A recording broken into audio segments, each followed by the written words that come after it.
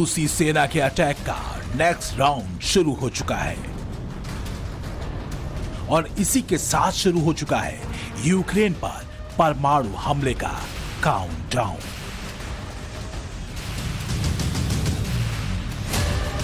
क्योंकि Russian president Putin mood बना चुके हैं कि अब जवाब परमाणु बम से ही देंगे।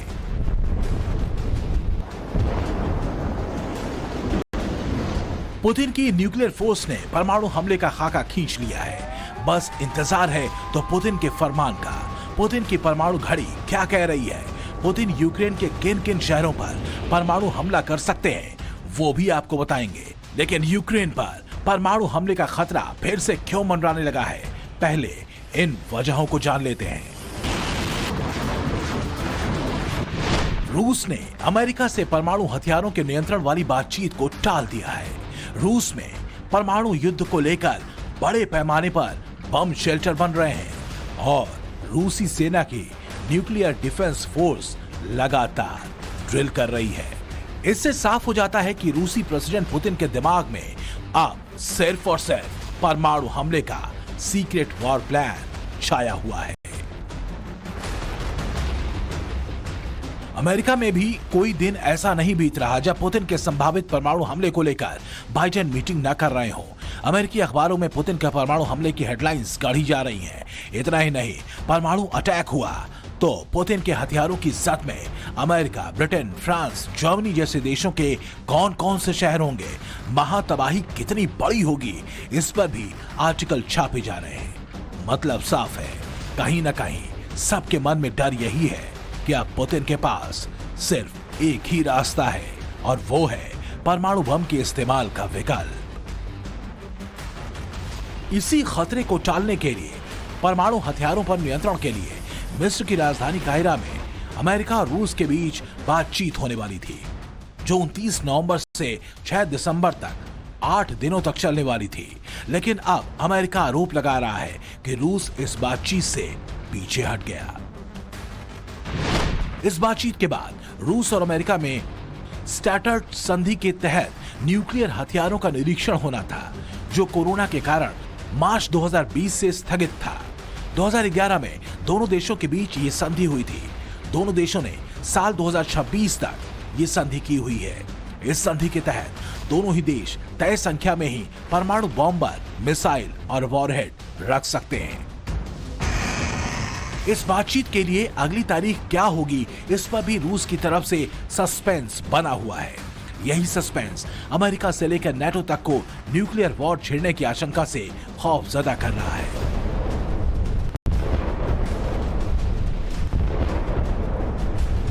परमाणु युद्ध का ये खौफ इसलिए भी बढ़ गया क्योंकि 21 सितंबर को ही पुतिन ने परमाणु युद्ध के संकेत दे दिए थे, जब उन्होंने साफ साफ शब्दों में अमेरिका और नेटो देशों को महाविनाश की चेतावनी दे दी थी।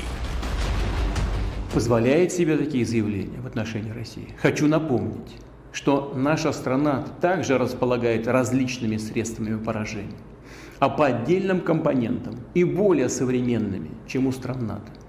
И при угрозе территориальной целостности нашей страны для защиты России и нашего народа мы, безусловно, используем все имеющиеся в нашем распоряжении средства. Это не блеф. А те, кто пытаются шантажировать нас ядерным оружием, должны знать, что роза ветров может развернуться и...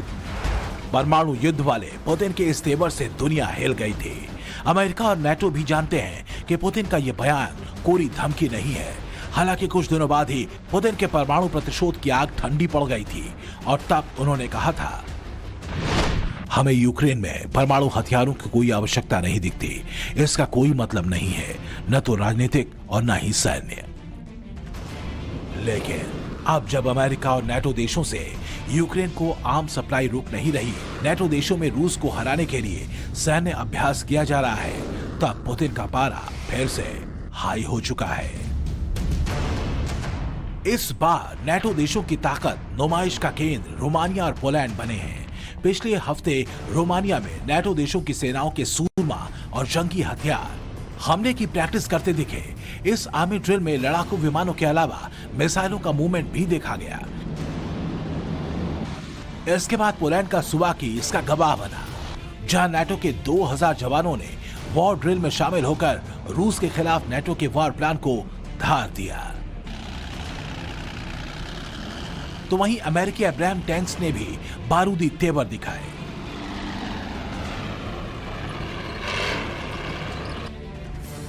इन्हीं बारूदी तैयारियों के दम पर नाटो महासचिव जेंस स्टोलनबर्ग हुंकार भर रहे हैं और कह रहे हैं कि पुतिन को जीतने नहीं देंगे। Cannot let Putin win. This would show authoritarian leaders around the world that they can achieve their goals by using military force and make the world a more dangerous place for all of us. So it is in our own security interests to support Ukraine. Putin को अपने दुश्मनों को ऐसे बयान शूल की तरह चुभ रहे हैं, क्योंकि पुतिन के बारे में एक बात बिल्कुल क्लियर है कि पुतिन मिट सकते हैं मगर झुक नहीं सकते।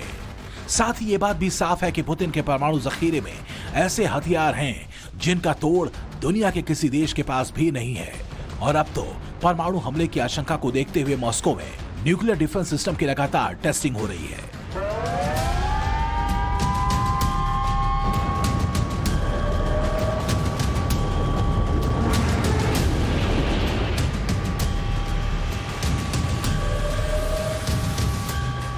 रूसी सेना बैलिस्टिक मिसाइल, परमाणु हथियारों से लैस पनडुब्बी और बम वर्षक विमानों की तैयारियों को परख रही है। रूस की न्यूक्लियर फोर्स की इसी तैयारी और पुतिन के गुस्से को देखते हुए 6 अक्टूबर को अमेरिकी राष्ट्रपति जो बाइडेन ने भी दुनिया में कयामत की आशंका जताई थी।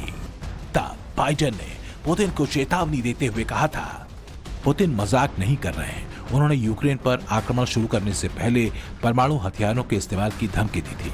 क्यूबा मिसाइल संकट के बाद पहली बार हमें परमाणु हथियारों के इस्तेमाल का सीधा खतरा है। एक्सपर्ट कह रहे हैं कि यह हमला टैक्टिकल हथियारों से होगा, लेकिन किसी भी टैक्टिकल परमाणु हथियार का इस्तेमाल पूरी तरह से परमाणु युद्ध को भड़का देगा और इससे भारी नुकसान हो सकता है। रूसी सेना हवा से लेकर जमीन और समंदर तीनों जगहों से परमाणु हथियार दाग सकती है। इनके टैक्टिकल परमाणु हथियारों की रेंज 500 मीटर तक की है, जो यूक्रेन को भस्म करने के लिए काफी है। अब सवाल यह है कि पुतिन टैक्टिकल न्यूक्लियर वेपन से हमला करेंगे या फिर स्ट्रेटेजिक परमाणु हथियारों से यूक्रेन को दहलाएंगे। पश्चिमी देशों की खुफिया एजेंसियां इन्हीं सवालों के जवाब तलाशने में जुटी हैं, क्योंकि एक सीक्रेट मेल से यह भी खुलासा हुआ है कि इस साल फरवरी में यूक्रेन पर हमले से ठीक 1 साल पहले ही पुतिन का न्यूक्लियर अटैक प्लान तैयार हो चुका है।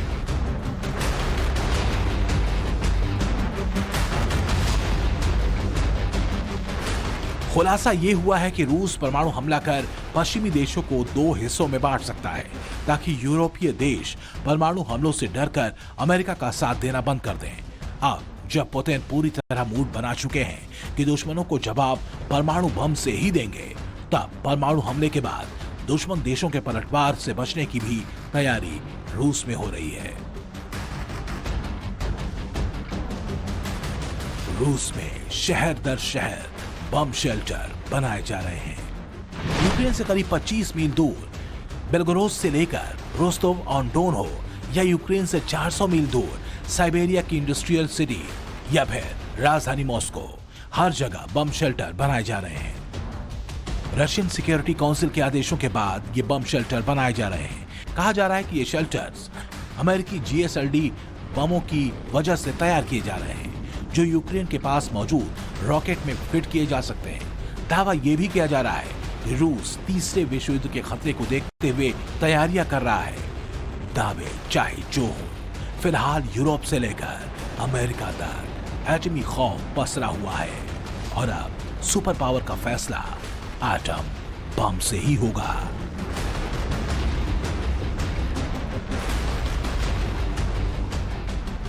ब्यूरो रिपोर्ट, टाइम्स नाउ, नव भारत।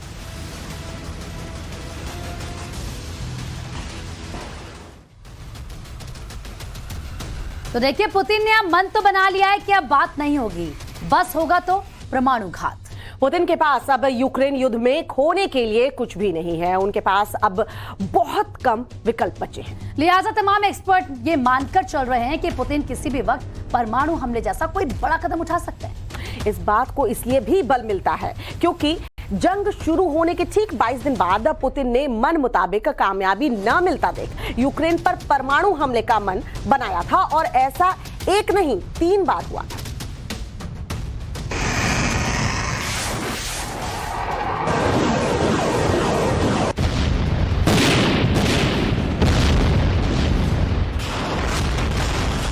रूस और यूक्रेन की जंग में महातबाही की वो तस्वीरें हैं जो बीते करीब 9 महीने से पूरी दुनिया देख रही है। लेकिन क्या ये तस्वीरें हिरोशिमा और नागासाकी की तरह और भी भयावह होने वाली थी?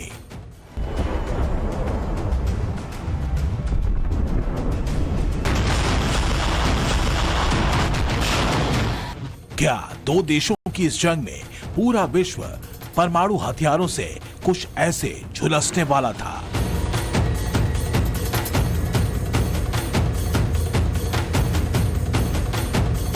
पुतिन की परमाणु फाइल लीक हो गई है जिसमें परमाणु बम के इस्तेमाल पर बड़ा खुलासा हुआ है।